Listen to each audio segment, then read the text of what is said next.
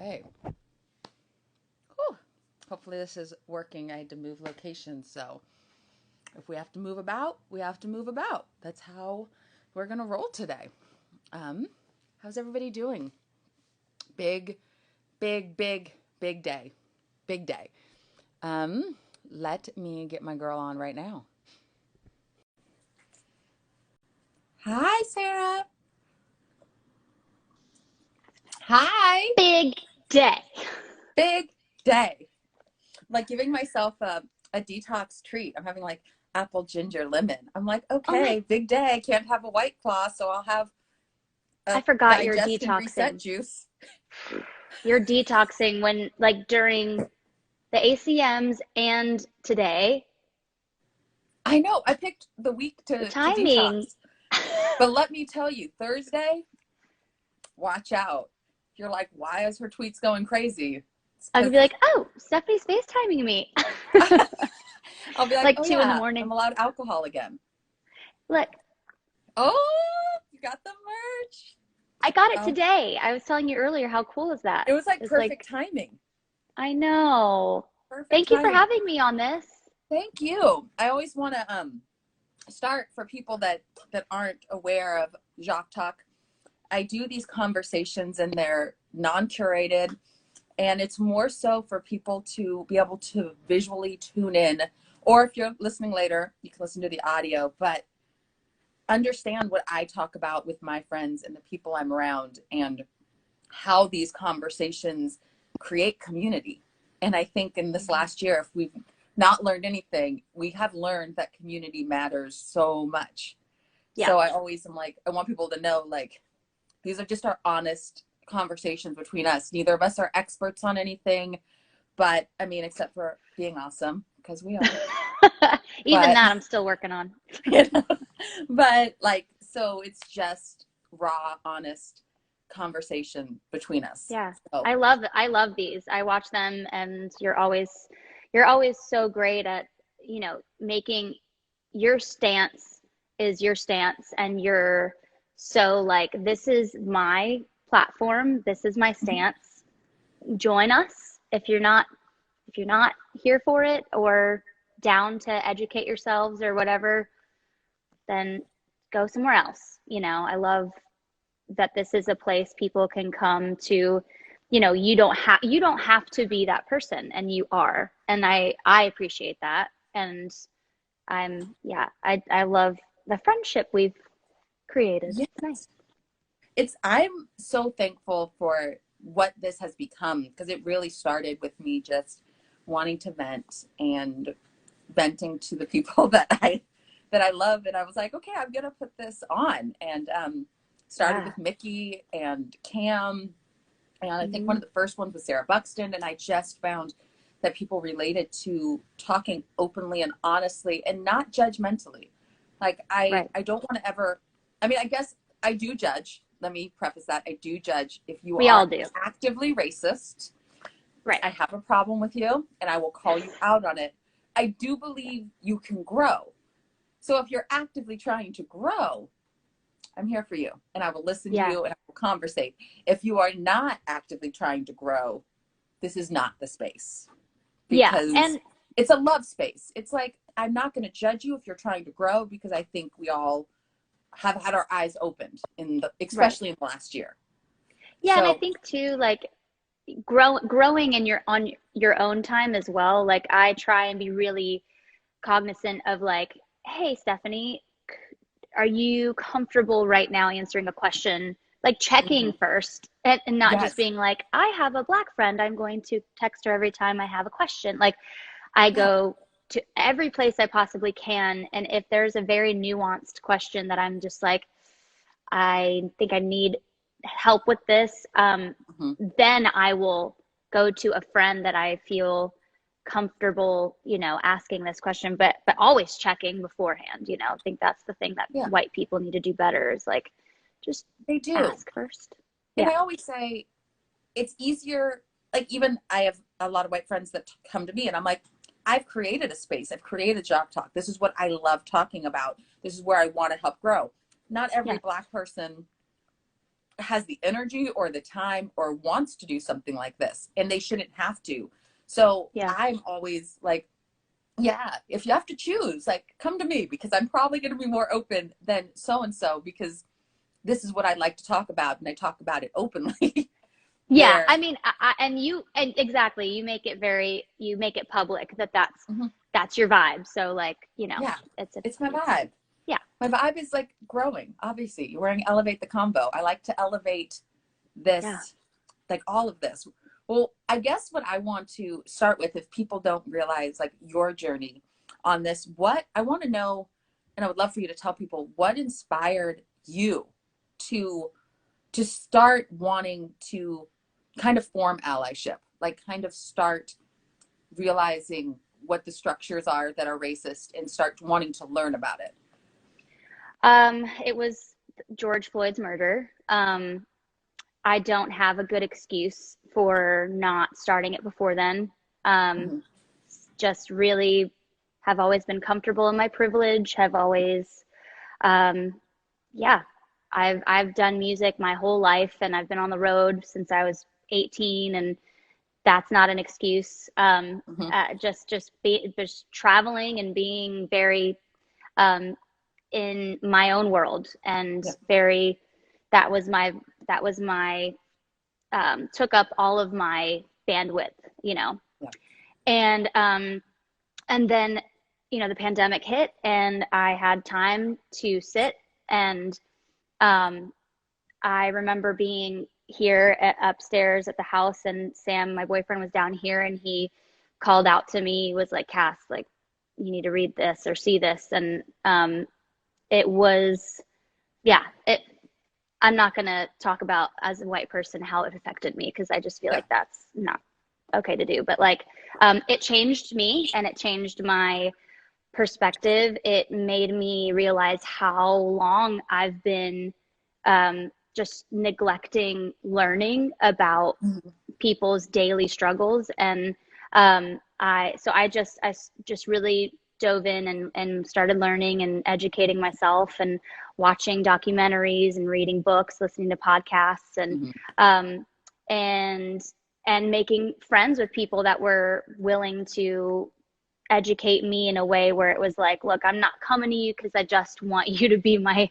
black friend teaching me. Like, I realized that I've surrounded myself with like-minded people, and a lot of the people I've realized also have been on this journey too, which is amazing. And seeing friends around me, white friends around me, doing the work too is great. But I also realized that I had people around me that never were down to have conversations about this. Yeah. And I'll be honest, I've had some just natural distance Mhm. happen with those people, because I realize those conversations need to happen in order to have true connection with people. And if you're not having those conversations, then it's just a part of the makeup of the world that needs to be addressed. Um, and then I went through all the phases. I'm still going through them. The white guilt is a real thing, and it's it's It is intense. real. And it's also like being okay with feeling that guilt, Mhm. and being like, okay, there are generations and generations of my my people treating black people this way. And so in my body, I feel those things. And Mhm. you're a product of what your ancestors have gone through or done. So that Yes. those were the obstacles. And the obstacles, it doesn't matter. My obstacles don't matter. But like, that's sort of where it started. And I've said a lot of the wrong thing. I've made some missteps. I've lost a lot of fans Mhm. that I don't care to lose at this point. Because at my concerts, I want my concerts to feel like a safe space for everyone. Yeah. Um, and I've, yeah, and I've taken it on the chin, which you have to be willing to do. And I had to learn that. So, and like listening to the Black voices that know what they're talking about, that live this every day, instead of jumping to, I've got to say something first. I have to be one of the people that says something right off the bat so people know I'm an ally. Like that's something I've tried to be better at lately. And so that's sort of where I am in my anti-racism work. It's kind of a long There's answer. a few pieces in there that I personally love. First of all, I love that you realize that there are things that are going to make you extremely uncomfortable. There are things that make me uncomfortable and make me defensive. Yeah. Because I grew up Black, but I grew up in a white family, and I grew up in the burbs, and that is a privilege. I did not grow up around, until I was a teenager, around a ton of Black people.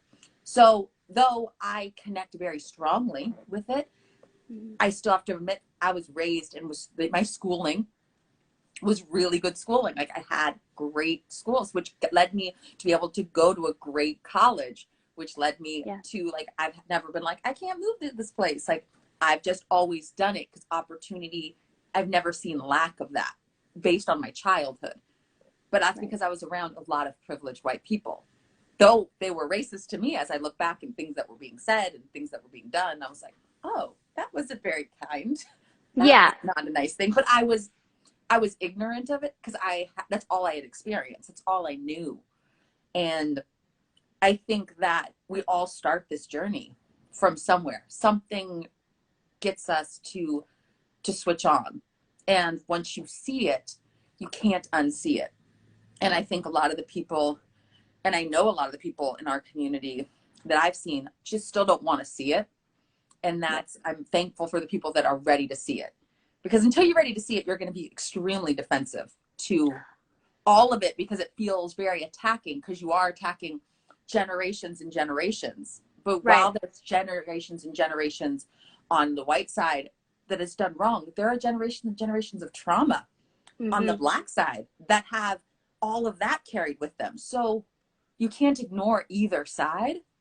And both sides have a lot of work to do. One has a lot of work to do in healing, and one has a lot of work to do in unlearning I would say, like, the procedures that our system is rooted in, which are racist, because that's what they were rooted in. Like I always say, the roots are racist. So even if you're not racist, you're benefiting from it all, because everything that was planted hundreds and hundreds of years ago, and I'm talking about not just physical plants, but like all of our laws, all of our infrastructure is racist. Like, because at that time, that's what it was.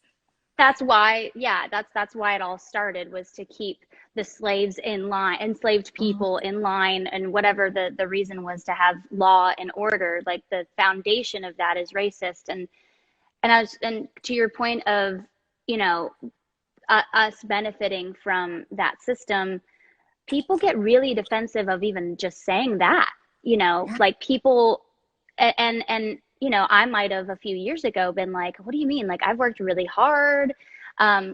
We don't have to go into who recently said that they work harder than everyone else. But a privileged person getting defensive about the fact that a system does cater to them, even if they've had hardships, it just says a lot about the lack of empathy. And I feel like in anti-racism work, I mean, I've definitely like done a lot of work with empathy and therapy, just in general with my work in therapy. But with anti-racism work, I think it's a quality that you really need to work to have to succeed in the work. Because if you're not able to look at somebody's daily challenges and see them and be like, wow, and not insert yourself and be like, but I have them too.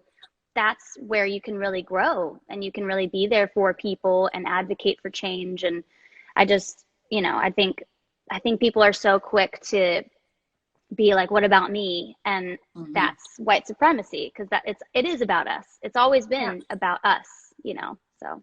Well, even as we've seen, like, a lot of shootings have happened, and especially in the last couple weeks, and I've seen people who have said they were allies going on and kind of being like, well, guns and this. And I'm like, well, like, let's just sit down and let's just look at it from all the sides and realize I'm not trying to take away your guns. I'm really just trying to feel safe. So how did these come about? Like starting to unpack why things are happening. And then when you're looking at like somebody that's white, your chances of shooting somebody, not that you should do that anyway, you're both criminals who have whatever color you are, if you're shooting people, you're a criminal.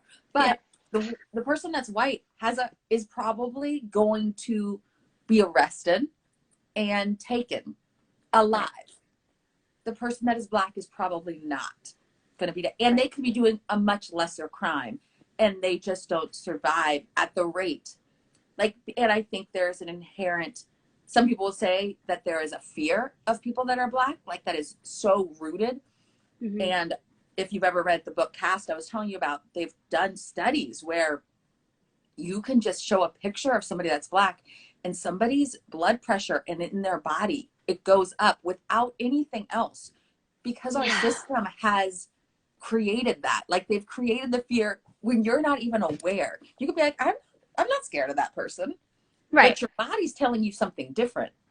That your chemistry is telling you something different. And that is something, when we say you have to unlearn, like that is something you have to actively be unlearning to not be scared. And you have to then acknowledge that there's a chance you might be scared. Like you might, I have friends that are like, well, what if there's somebody walking by the street and I'm nervous? I'm like, well, see, ask yourself why you're moving to the other side of the street. Is it because you're a single woman alone and you would do it for anybody? Or is it just because those people are black that you're moving over? And if it's just, that still doesn't mean you are a bad person, but realize that is bias. Like you are judging them, and start acknowledging your bias. It doesn't make you bad. It makes you somebody that's living here. And it's like, okay, I have to unpack that. Yeah. Like just questioning the reflexes that people get is so powerful. Like you said, why do I feel this way? Why do I get defensive? Why? And you really get to the root of the issues when you question those things. And there's an analogy, and forgive me, I don't know who said it first, but the analogy of the two track race people, the white person and the black person. White person's been running for a while, and then they were like, okay, black people, you're free. And then there's just a big lag, and there's a big, enslaved people weren't allowed to learn. They weren't allowed to say their own names. They weren't, so many things that they changed their names. Like they changed their names. They called them by different names and called them racial slurs, obviously. But like, just,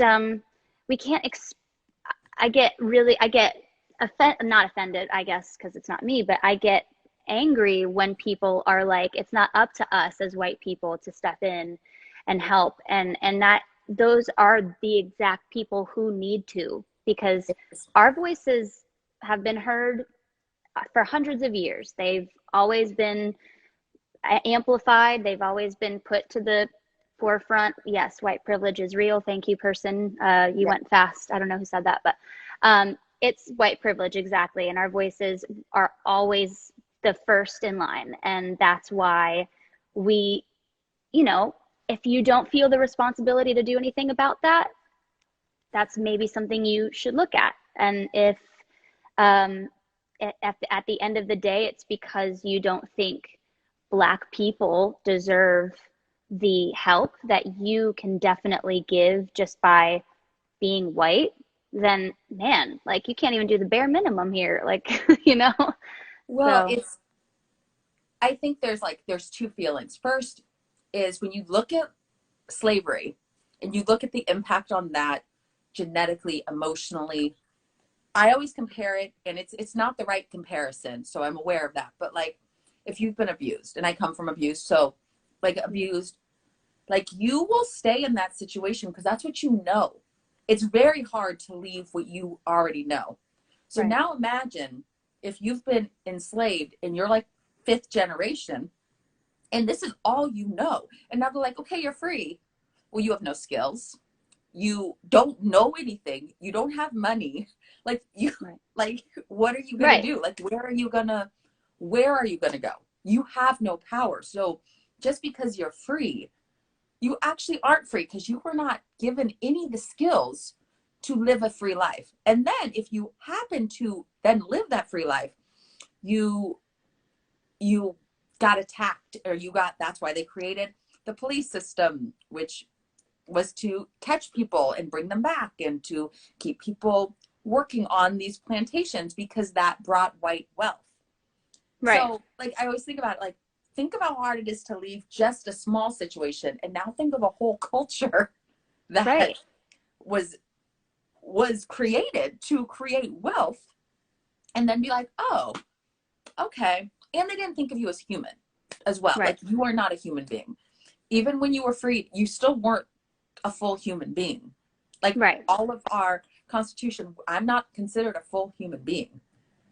I mean, we're still, as a Black woman, I'm still not treated as a full human being in a lot of scenarios. It's just, if you get angry about that every day, you're going to live an unhappy life. So you just say, what can I do about this? And I think that's the biggest part of allyship, is like, okay, I'm realizing there's a system in place that is horrible. How can I help? How can I help my fellow Black man or woman? How can I help this system? How can I help minorities during COVID? How can I help make sure that vaccines are distributed equally?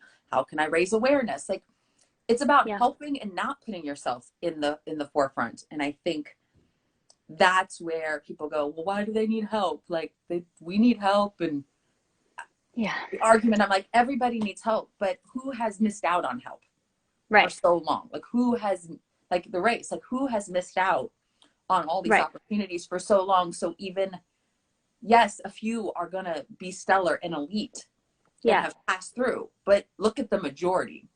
Look at the majority of where it's coming from. Look at home ownership. Like, you can even look at that. Like, who owns homes? So Most true. people are white.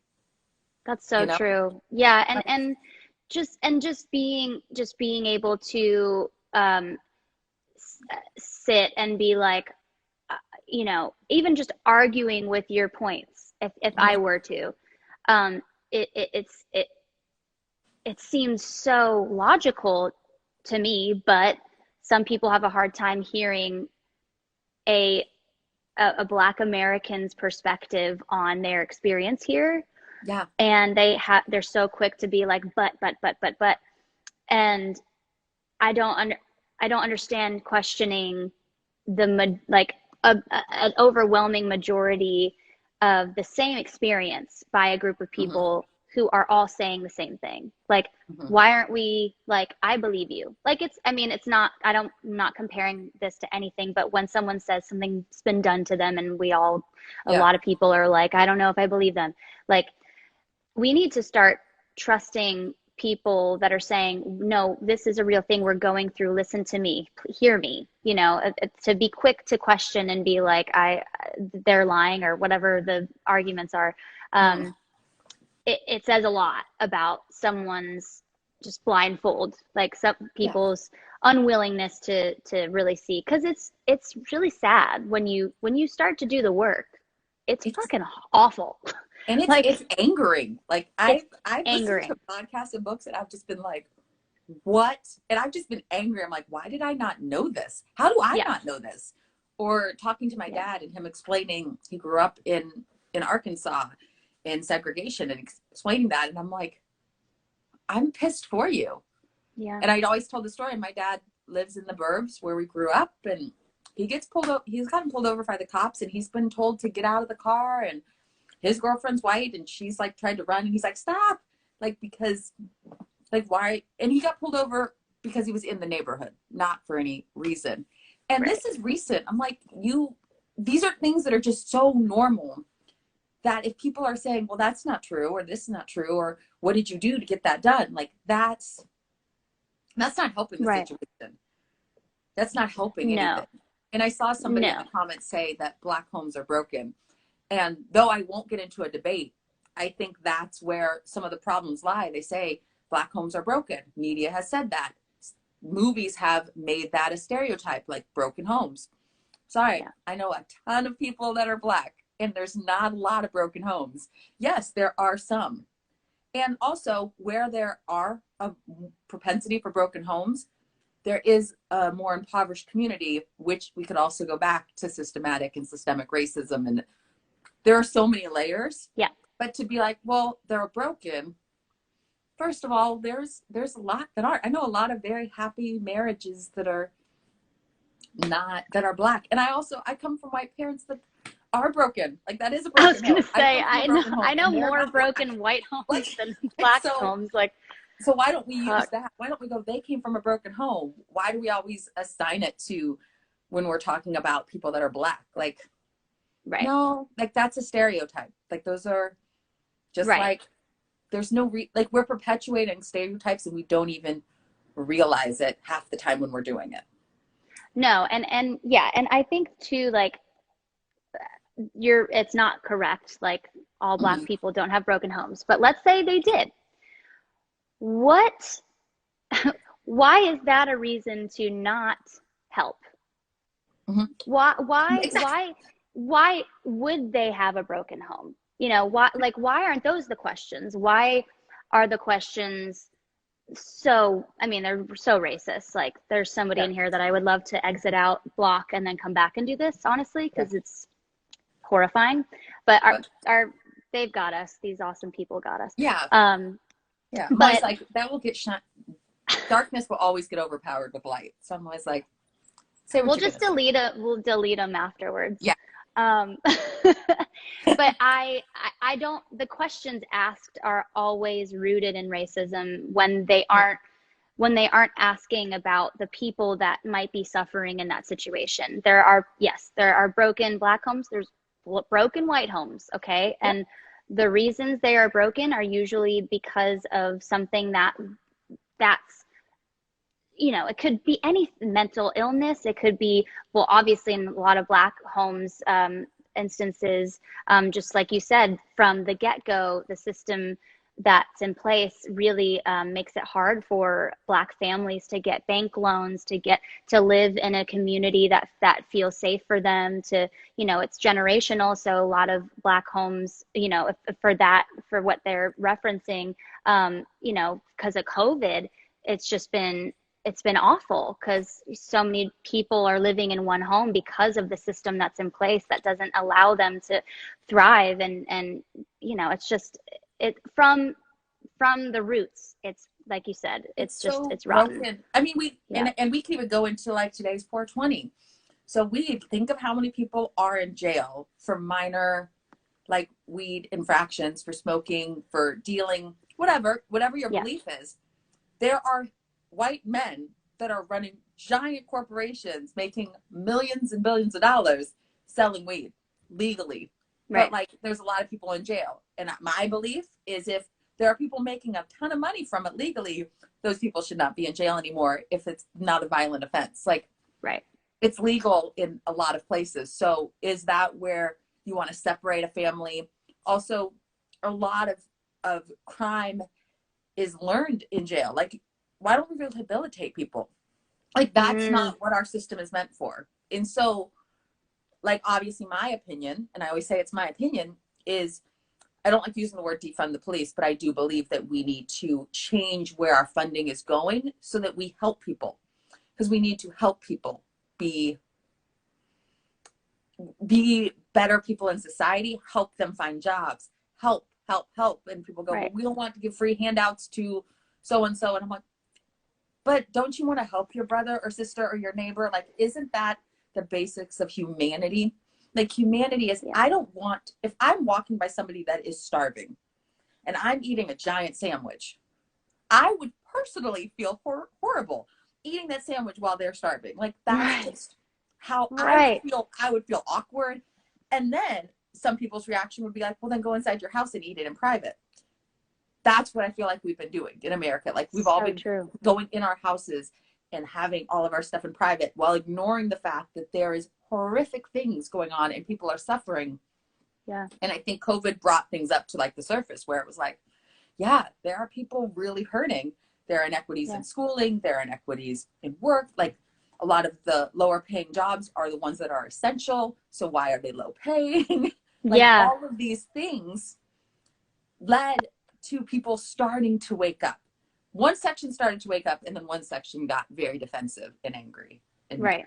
Yeah. and, Oh, and yelled at me absolutely. a lot. I got a lot of DMs asking if I was a communist, so I always laugh. I'm like, oh, I was like, universal health Gosh. care though? Like, okay. Yeah, yeah. Equality, I don't know. Is that communist? What? I'm like, I don't know if we have the same definition, but thank No, you. definitely not. Well, something Like, I like wish so bad I could like the screen with everything you just said. I see the hearts yeah, coming and I'm like, ugh, yeah, I want to.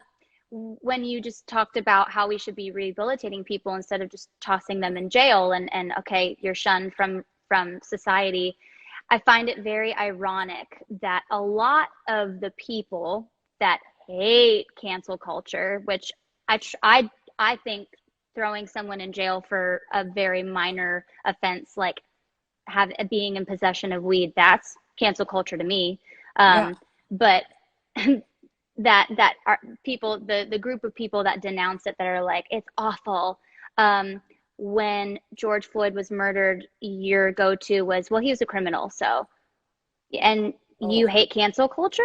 I think that is the epitome of cancel culture, literally saying, well, that person has some mental health issues, substance abuse issues, they deserve to die, they deserved it. yeah.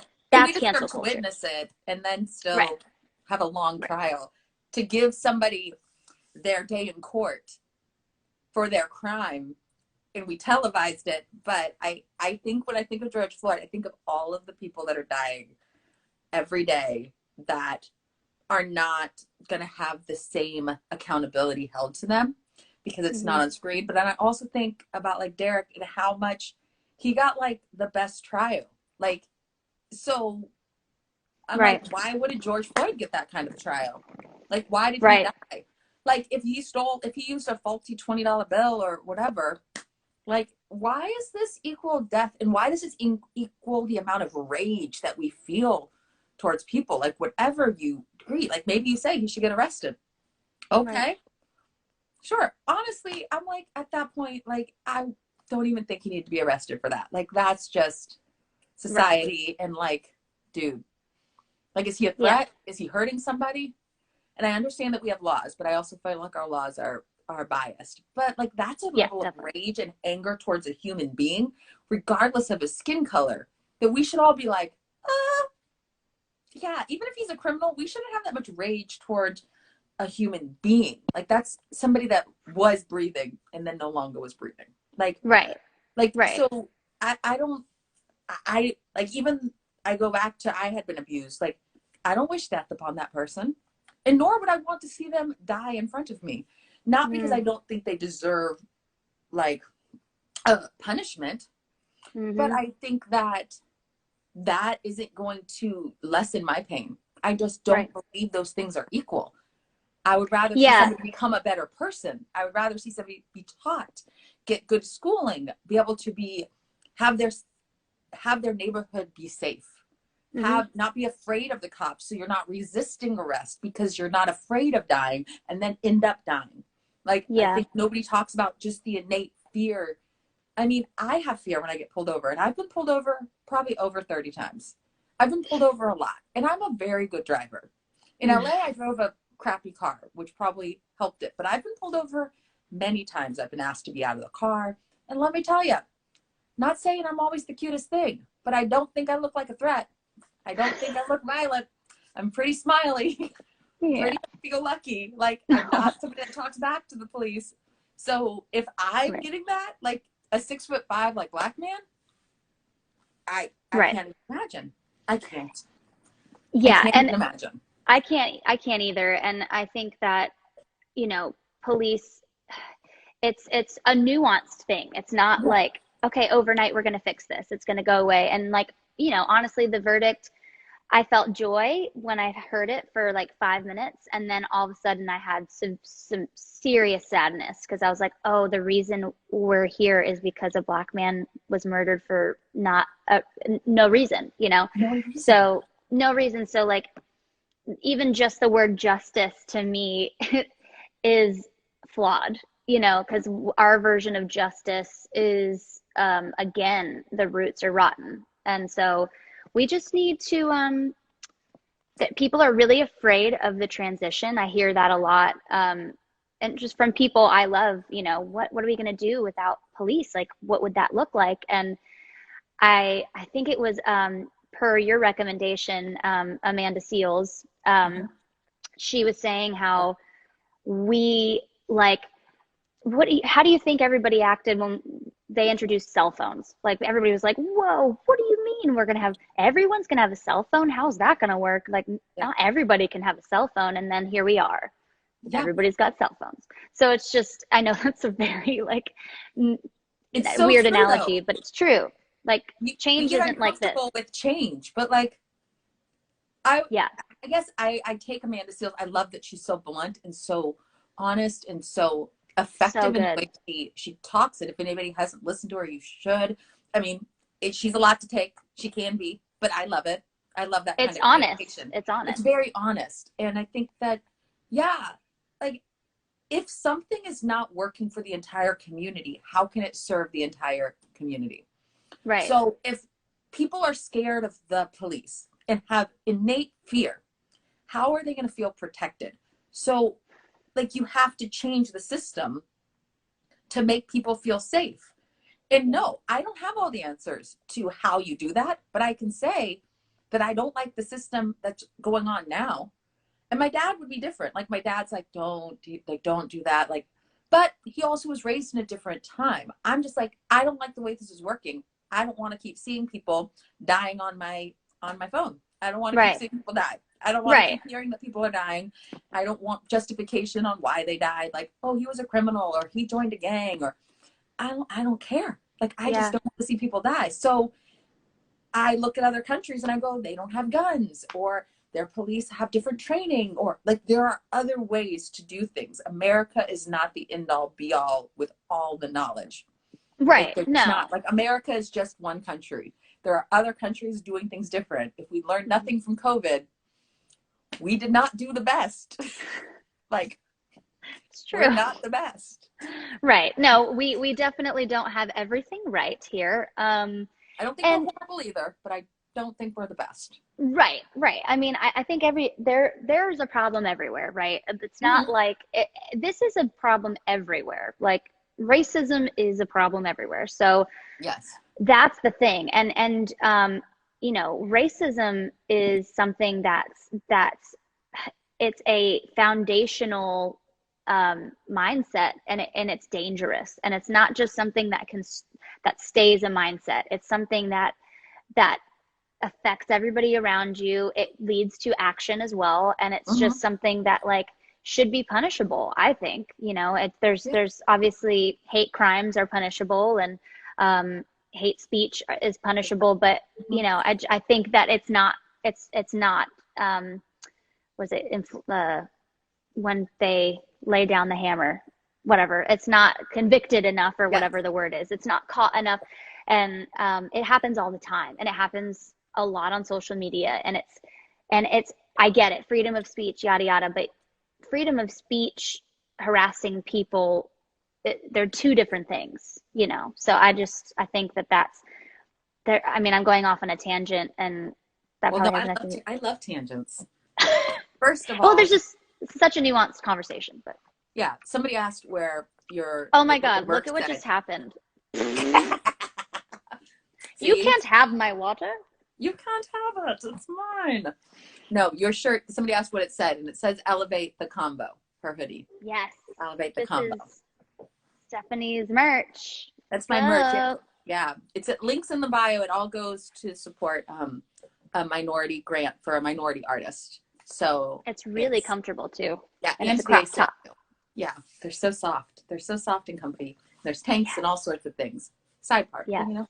But on the other hand, I look at, and we talked about this, and I made a post like about Mickey, and after she performed at the Grammys, the amount of hate speech that was on Instagram and the amount of just disgust. I was like, people, like, I can't take somebody seriously that speaks like that, because I'm like, okay, you don't care about a human. Like, and then you think, and I bring up Mickey because people have said like, well, black like me is racist, all these things. And I'm like, she's telling her story, so that can't be racist because she's telling her story, which is exactly what you are like saying about her. I have so many thoughts, but like we need to not get defensive and get mad at people for speaking, especially people of color, like speaking their truths and also being genuine human beings as they do it. And Yeah.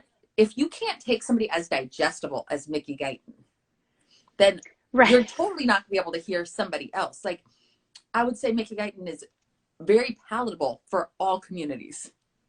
If you Right. can't take that and that's threatening you, then of course you are not going to be comfortable with anything that is completely out of your realm. Right. I really didn't understand the that just people so defensive of that performance, about how this country is amazing. It is land of the free and all this stuff. And it's like, why are you defending an institution that you're benefiting from, that you have no, I've seemingly no issue with that? And it's a lot of white people in those comments. I mean, I do my Yeah. due diligence when that shit happens. I'm like, okay, who are you though? Because like it's good for us to Yeah. know what's happening. And And um, how does you saying all this make me like make even me feel like that's gonna make me feel safer? Like you're just attacking somebody for right, singing a song about her life because you don't think it's true or that the country's fine. Like so you just basically dismissed all of her pain as either a right, lie or like she shouldn't verbalize it. Like that's fucked right, up. Like that's yeah. just like would you say that to somebody in person, like somebody's crying to you, like, eh, doesn't matter. Well, that's like the all lives matter thing, where, there's so many analogies. And the one that I love is like, a friend breaks their leg and they're like, "Ow, I Mm, broke my leg. I need an ambulance." And they're like, "I need an ambulance. I stubbed my toe." Like, just like things like centering, it's white centering, but like just yeah, in general, I mean, a lot of people who aren't white do it too, but yeah, centering themselves with like, I don't care that you have these issues and you brought it upon yourself, and that's your problem. And yeah. that's not the America I live in. And it's like, no, it's not the America you live in, because the one you live in is helping you. It's always catered to you and your needs. So there's a lot of pockets in America. There's a lot of different areas you can live in where there are different rules and different Mhm. ways of being treated. And um, it's just really hard for me to grasp people that can't grasp that. So that was hard to It's see, but she really, killed it. I mean, the thing is, I'm like, she's always going to kill it. And Yeah. that's where I always say if you are white, make sure you have a very diverse group of friends or access to people. And diverse, I mean racially, like income wise, like Hmm. realize people go through different things as you go up and down the income ladder, Yeah. like of all races. Like, and so I'm super thankful for even my friendship with Mickey because we come from very different places, but we unite on the fact that we are both Black country artists. We both have experienced the racism in the world, and the to be a female in country is hard, Hard enough. but to be a Black female, that's a whole nother game. You can't even play the same game. Can't do. It's a different animal. Right. And to look at her taking all the hits that she gets taken and all the things that like the beating that she gets from people who are like, I'm a country fan and I'm a Christian and I'm all this. And I'm like, you are being so disgusting to this person. And then I look at you in the comments over here to this artist that happens to be white, and you are being a genuine, loving, kind human being. So the only thing I can say is you don't like her because she's Black. Like, you can Right. use all these other things, but she has the same talent as this person, and she's in the same income bracket, and she's like on the same platform, they're on the same stage. But Hmm. yet, because she's Black, you have just horrible things to say about her. And I'm like, and Right. that's where I go, if we don't acknowledge taking away America. But country music, the amount of people that aren't comfortable with not having a white artist be the focus. They're Right. not comfortable with it. Like they might not, like if Mickey was singing R&B, they might have no problem with it. I don't know. She doesn't sing R&B. She doesn't sing pop. She sings country. Yeah. And she's from Texas. Like, I don't know how, like she's country. She's country for sure. Is. And I'm like, so the only thing you don't like is that she's Black, but nobody wants to say it. Like nobody wants to be like, okay, you guys all don't like her because she's Black. Right. So, because nobody wants to be called racist. But that's exactly what you are. Right. And I in a way that's going like, back to your, like, I think people don't even realize that that's why they don't like her, or why they won't play her music. And I don't think it's everybody. I think there's a lot of people in power that are like that. Right. Yeah, I agree. And I don't think it's every person. So yeah. No, gosh. I mean, if there's anything I've learned the past year, it's that so many people, at least my fans, are so on the same page. And I've actually really enjoyed seeing some of my fans I know doing the work, starting the work. So that's been really amazing to see. And, you know, going back to the fact that the difference between Mickey and a white artist, you know, Mickey, Black Like Me is a song about her experience, right? And we go to a white artist song that's about their experience. I doubt every single white person in America has had their experience either. So why aren't we looking at that like, hey, I don't like that you're singing about that thing you went through because I never went through that and that's not cool. You know, like, why is there this double standard of like, you can share your story even though I've never been there, I've never gone through that, but you can't. It's the skin color. That's the difference. I look at it and I'm not bashing like a Carrie Underwood because I you know, but she has personal songs that tell her story and tell her life and tell her things, and she sings them beautifully, and nobody's criticizing those because she doesn't have to say that she's white. She's just white. Like when she said, and Mickey's not only saying Black Like Me because she's saying, try to think of yourself in my shoes. Right. And we could all say, if like people that don't know the industry could be like, well, it's because of that song that they don't play her on radio. But they weren't playing her on radio for her. This isn't her first single, folks. Like she's been around a long time. She's toured with Brad Paisley. Like she's been around for a long time. And she's released music. She's been around before like Marin and all of these people. And yet she's still like, this is the thing that's giving her a bump, but also giving her so much hate, which also is why I love it. Cause I'm like, yeah, keep doing it. But, but you can't be like, oh, it's because of this that we don't like her. I'm like, no, you guys didn't play her before. You've always had a problem. She's just gotten louder. Right. And now she's not playing your game. And now there's a whole bunch of like up and coming Black artists that aren't playing your game. And you're like, they're so good. That are all amazing. That are all like they're. I'm excited. I'll list them in the because they are amazing. If you haven't checked them out, like they're amazing. Like so good, like so good. Like and like I mean, like artists that have been around forever, like Reese, who's like, I'm like so happy she's putting out new music. Like thank you. I know. Like, thank you. Like thank you. Come back in. I know. Like, I know. I'm hopeful. I see. I think people should definitely look into the foundation of country music. I think it would be really helpful for the people that are a little confused on, you know, but that's not country, or she's not country, he's not country, and look at what country started as, or what started country. Many Black creators, and you know, the banjo. I mean, Black instruments and stuff.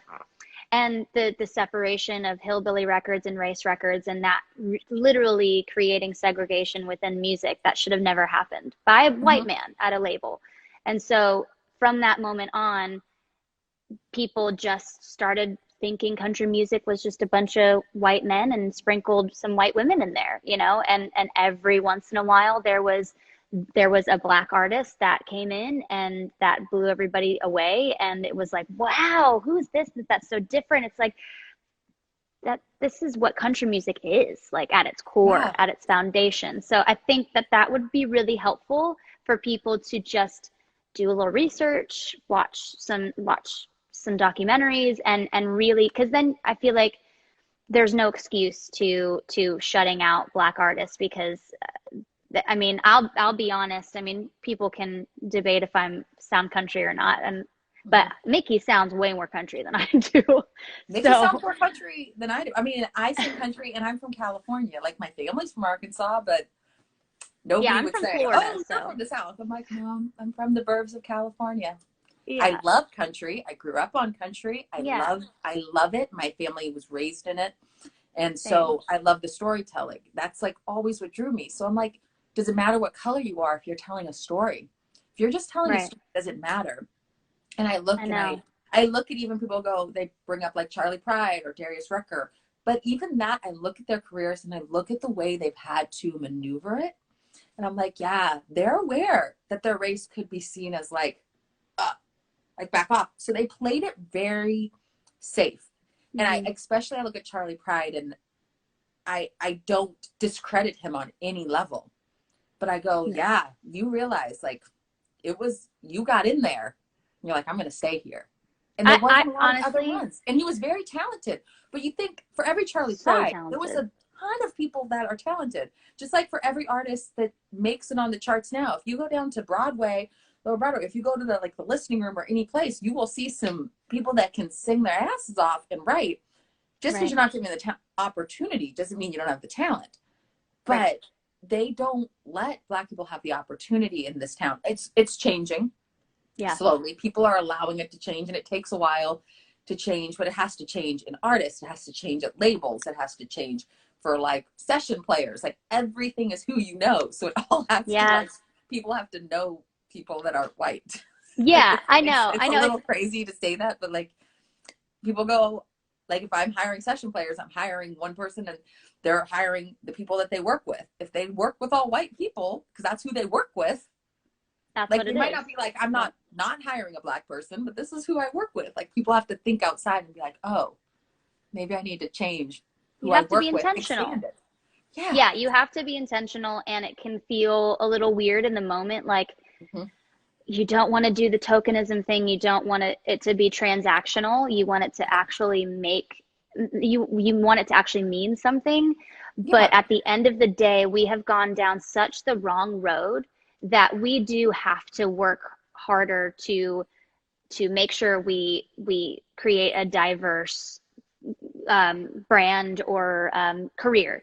Like Yeah. we have to actually really put some effort in because of how far down the wrong road we've gone, you know? So I hear that, and I totally have been trying my hardest to do that on Mm-hmm. not even just like I love these new and upcoming Black artists, and some not new like Rissy, but like Mm-hmm. I'm writing with more Black Mm-hmm. writers, and just working just really on all fronts, producers, everything. We have to really like Andrea Williams is somebody that Yeah. I follow, that I really appreciate learning from, and how she's also very honest, and just her being like, it's producers, it's music video directors, it's hair and makeup people, it's stylists. Like we have to make Nashville, but in general, but especially Nashville, a place where it's diverse, everybody has a shot, and their door is not shut in their face upon Yeah.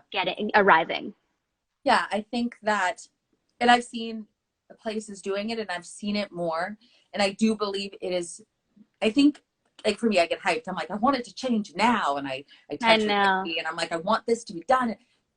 It's still a business, folks. So nothing moves fast in a business, Right. but and things become trendy. So I'm really hoping that this trendiness of being more inclusive turns into a habit, which Yeah. turns into real change, which I think it will with people really, really talking about it. Because like before we end, bringing it back to the beginning about who you surround yourself with and what you talk about, Yeah. if you're not talking about race, religion, like politics with your group of people, you're really not knowing them.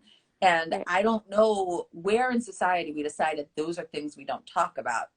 But I'll say for me, and I've told you when we first like became friends, like that's what I talk about. I talk about race, religion, and politics. Like I won't hate you for any of it, but Right. that's what I talk about. We have to be able to talk about the problems in our society, the problems in this business, the problems we're going to be able to fix it. Like you can't, if you can ignore that you have cancer, but that's not going to do anything about the cancer, you know? Like you're not, you can ignore it. You can be like, it's going to be fine. You're probably, it's probably going to get worse. So if we're not talking about it, people can be like, you're bringing up old wounds. Like I would say they're current wounds. Like even now, like absolutely. I'm releasing a song and I have to think about, okay, how do I really, who could do this? Like, where can this go? Like, what places is it going to play? Because I still realizing, you're an independent minority artist. And I'm not trying to push it in the pop market. I know exactly where to go in the pop market. I can tell you. But like country, it's a little bit trickier. I have to think about race. I have to think about race when I'm performing. I have to think about where I can go. Like, those are just things that if everybody was thinking about that, we'd have a lot more empathy. Yes. Oh yeah, absolutely. And I'm excited for your song to come out. I know. Can't wait. She got a sneak peek. It's gonna be so good. Listen. I know. I didn't want to say, but yes, I did. Yes, it's good. No, I know what it's like on a 0.2% fraction of really overthinking things like that, and really having to be like, well, so will this demographic like it, or this age group, would that offend this age group, or like just crazy questions you ask yourself, and it is creatively stifling. So you have to I applaud you for doing your thing, and I know you're still having to think of those things, which sucks, but I feel, just from what I've heard, that you're creating something really authentic, and really, to me, it doesn't sound like over thought out or anything. Like you're, and I hope that is something you can continue to do, because you're creating some really beautiful stuff. Thank you. Yeah. I'm just really happy to continue to create, and to realize that this community, and even like between you and Cam and Sarah and all the people that we've been conversating, I personally feel safer releasing independent music and not just sitting behind and writing. I love writing. It's my, I love it. But I'm like, okay, I'll release some stuff, because I feel like that's how we're going to change. Me not releasing something, I'm not saying that my song is going to change the whole landscape, but me avoiding releasing something because I'm not white is not going to help anything either. Like that's just white supremacy. So I'm like, no, let's just put out stuff. Let me walk the walk that I talk. Yeah. Talk about just living life. And I'm like, I'm going to live. Like, there are a lot of different types of Black people. There are a lot of different types of artists. Like, there's a lot of things. And I'm going to experience my whole self, and not shelf a part of me because the industry is like, oh, we don't like that. Just like I do these talks. Like, these talks might not be as much comfortable for a lot of artists in country, but you know what? They're comfortable to me. So yeah. And they all don't have to do it. I was really excited to do this. And this is, like I was saying before, this is not before, but on my social media, like this is a conversation we would have in private, and I like that, people are able to chime in and able to hear two just friends talking about something they talk about anyway, so we do. We do. We go there. Yes. Oh, well, on a closing note, I hope that we could do this again. I don't think these conversations ever end, because it's a constant. It's a constant. Yeah. But I appreciate your energy, and I appreciate who I've learned you to be, which is somebody that checks in, somebody that wants to learn and wants to grow, and realizes that they don't know it all. And on a side note, nobody knows it all. Like, nobody does. We all are starting from somewhere. Like, we have to stop with the idea that somebody out there knows everything. Like, no, we're all just learning. Right. So, but I appreciate that you come and be like, okay, no, I'm going to use my platform to show my education and to also help where I can, like where it's applicable. And Yeah. I appreciate that from you. And I know that you don't do it for my appreciation, but I think you should know. I appreciate it. Thank you. Thanks. Hey, it's a work in progress, and nothing's going to be, like you said earlier, be fixed overnight. But I truly feel like the more conversations we have like this, the more we might inspire people to do a little bit more work and educate themselves. And, you know, nothing, I truly don't think anything, I mean, I know nothing bad can come from a conversation like this. So, no. Yeah. Well, I will, if somebody came in late, I will make sure to save this to the page, and we will do this again, because let me tell you, like, I can talk to you all day long. We could just go on forever. And I'm excited for a writing session. I'm excited. I know I get to see you again this week. So I know. Write some more stuff, write some, process all of this. Yeah, there's lots to write about. So, well, thank you for having me. I love you too. I love you. And yeah, have a good night. Drink a drink for me. You too. Sure will. Sure will. Friend. And I will text you after this. Yes, please do. Okay. All right. Bye, people. Bye.